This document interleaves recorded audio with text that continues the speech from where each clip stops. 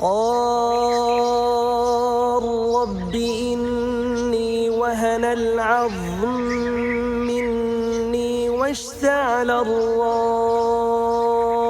شيبا ولم أكن بدعائك رب شقيا وإني خفت الموالي من ورائي وكانت امرأتي عاقرا فهب لي من لدنك وليا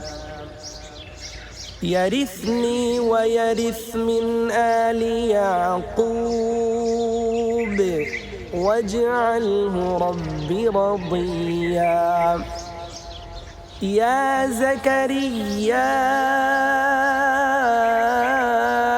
إنا نبشرك بغلام اسمه يحيى لم نجعل له من قبل سميا.